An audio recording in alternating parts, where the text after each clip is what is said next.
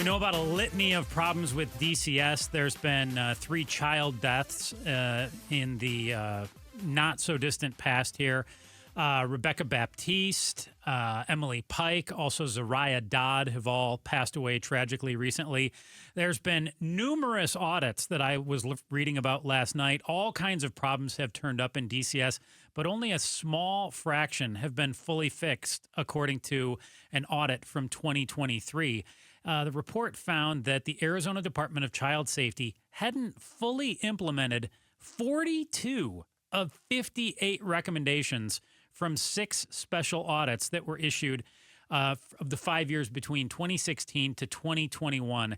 And the unaddressed issues included recommendations to help find missing kids and late reports that caused judges to postpone court hearings. I read that in a piece from ABC 15 investigative reporter Anne Ryman. Anne joins us on the phone right now. Anne, thank you so much for being with us today. Really appreciated your piece, but just heartbreaking to read some of this information. And how many audits has the Arizona Department of Child Safety undergone in the last 10 years or so? You said that there were numerous audits. Yes, there's been an audit almost every single year, and it's probably one of the most heavily audited state agencies, if not the most heavily audited state agency out there. And what you were referring to was a really interesting audit in 2023 that actually looked back at what hadn't been implemented and found a number of things, 42 of 58 recommendations that weren't fully implemented. What consequences, if any, does DCS face for not complying with the audit recs over the years? So keep in mind, the lawmakers are the ones who basically direct the audits. So they're the ones that can, they have to go before them and they have to answer for why these things weren't done. As far as there's no monetary, penalty or anything like that. But, if you take a look back at some of the hearings that were done around that time where they were answering for the audits, there were a number of lawmakers that were very upset. Ultimately, the lawmakers have the power to come in and make changes to the agency, if they're not happy with certain things. ABC 15, our TV partner, is working on a series this week called DCS State of Failure. Anne Ryman is an investigative reporter with ABC 15, joins us right now talking about her most recent piece, which discusses a number of audits that have been done. Anne says basically one every year for the last several years. And the Arizona Department of Child Safety has had to fix dozens of problems over the past decade, but they haven't exactly done it. And did you just say that the lawmakers are basically responsible for conducting these DCS audits? Well, they direct the audit. Okay. So there's an important audit going on right now of something that's never been audited before, which is looking at how well are they doing investigating child abuse and neglect cases. There's certain policies and statutes that say, they have to investigate these within a number of days and they have to do certain things. And so I am really looking forward to the results of that audit, which that will come out, on or before September 30th. Of this month. And we will then be able to see kind of how well or how poorly, they have been able to meet one of their main missions. So is that something that I saw that you talked with the Auditor General, the Arizona Auditor General, Lindsay Perry, and she told the lawmakers last year that there'd never been a completed audit of one of the department's most important roles, which was investigating child abuse and neglect. How is that possible? That's never been audited? Well, I'm not precisely sure. One reason could be these audits look at very specific functions in a state agency. And with something like DCS, they have a number of different functions that they're doing. And so what looks like has happened over the years is they've audited, the foster program, they've audited group homes, and they've audited very specific things, but maybe not like the main function here.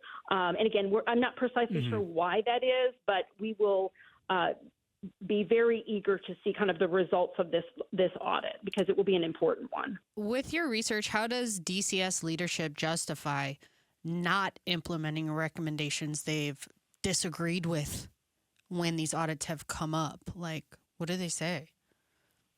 So in their interviews and also in their responses in these hearings, they have a number of reasons.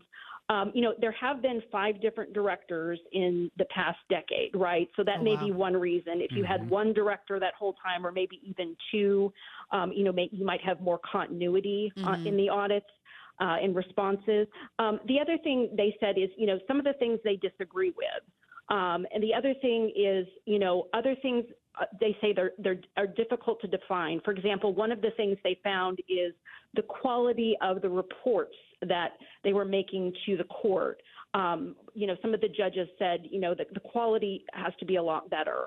And DCS said, well, they didn't really define what they meant by quality, so it's hard to meet that precise requirement if you're not defining it. Anne Ryman, ABC 15 investigative reporter, joins us talking about the full coverage that ABC 15 is working on with their series DCS, State of Failure. That was one of the things that stood out most to me about your piece, Anne. You talked about this piece where DCS Director Catherine Patak was talking about why so many issues with DCS haven't been fixed. And her answer was, quote, "Some of the findings in the audit we have not agreed with. We think it's wrong. We're not going to comply.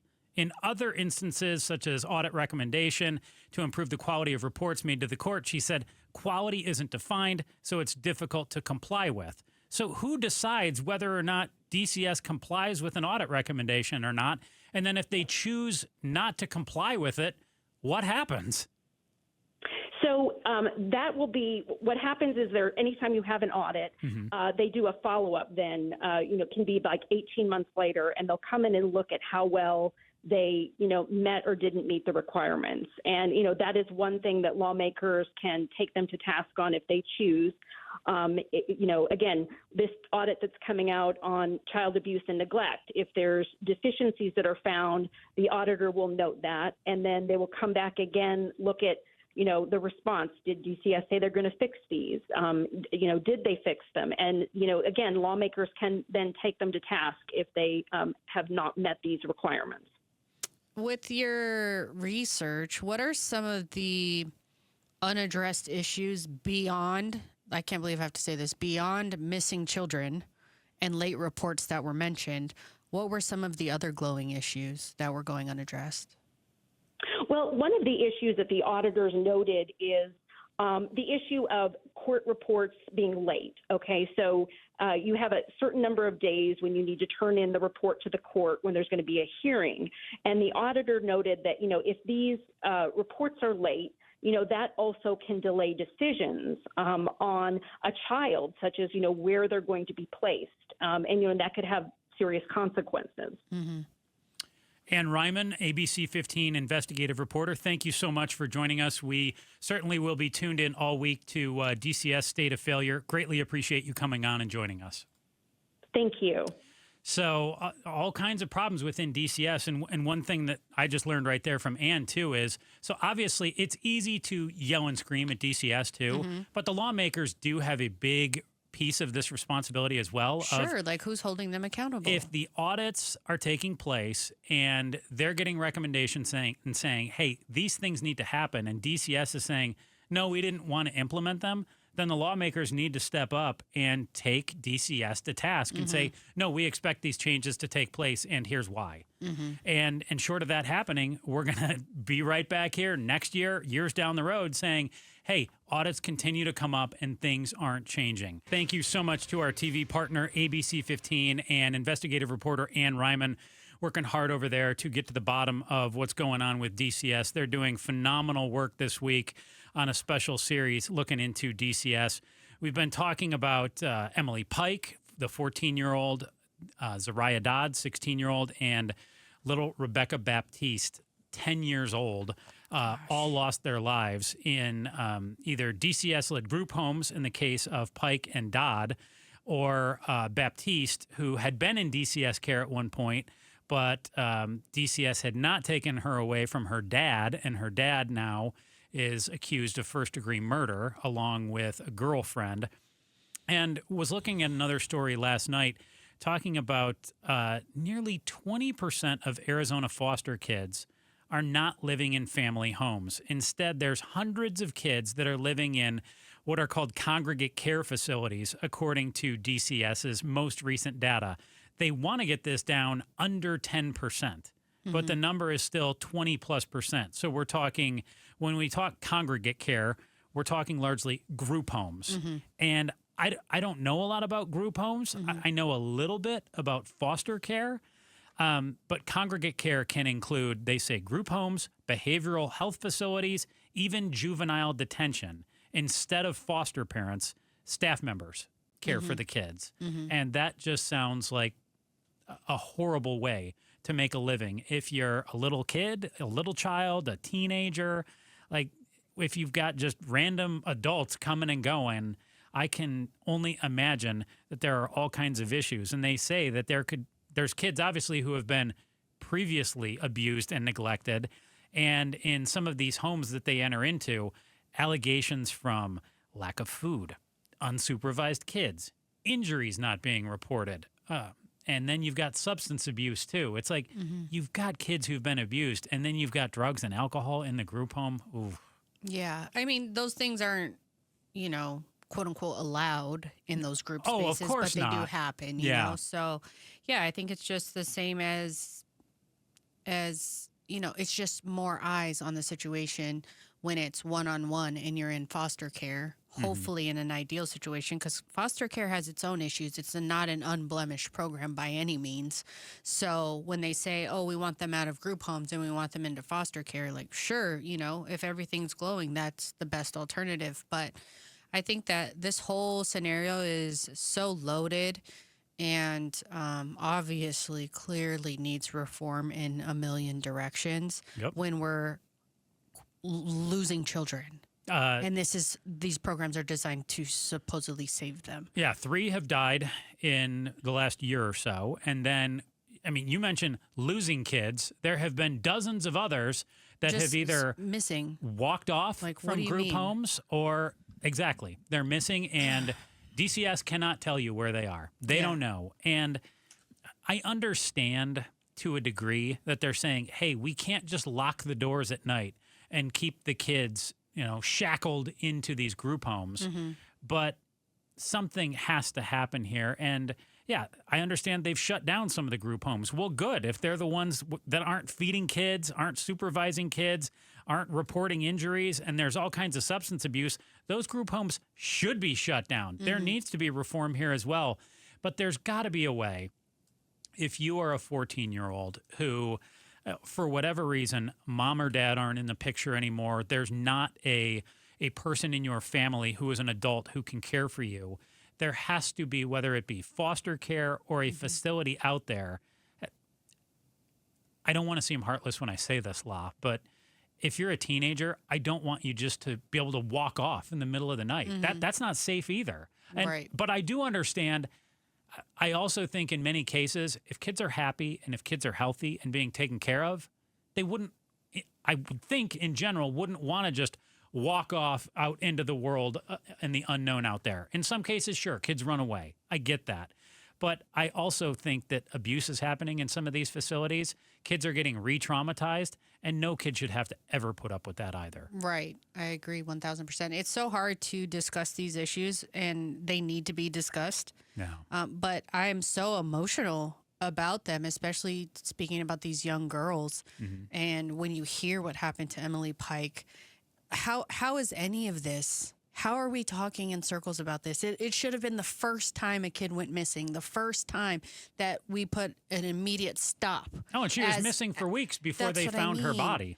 Right. So it's just so hard. I admittedly don't have enough close contact and information about what's going on at DCS, but as somebody on an outsider, it's like, golly, it enrages me to think that we're supporting these systems with other adults. Yep.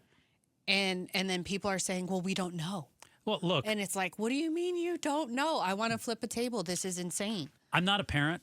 I am an adult. I know I don't have all the answers, but I'm going to ask questions because I care about people in this state. I care Yes. about children. Yes. Whether they have their parents or not, whether Right. their parents were good people or terrible people, Right. whatever happened, all I know is when you're 16 years old, you shouldn't be impregnated by somebody who's in their mid-30s. That's terrible that happened to Zariah Dodd. Emily Pike leaves a group home. She'd been in other group homes previously, and then takes weeks for her to be found. And what happened to her was unspeakably awful. Rebecca Baptiste, the abuse she went through for years, awful. And this is 3 instances. I was reading about more yesterday where there were these 2 girls who were in a group home, and based on what the report said here in Arizona, it seemed like they somehow got their hands on alcohol, and then they turned up in like what's the term for it? But basically like the area, like one of the canals.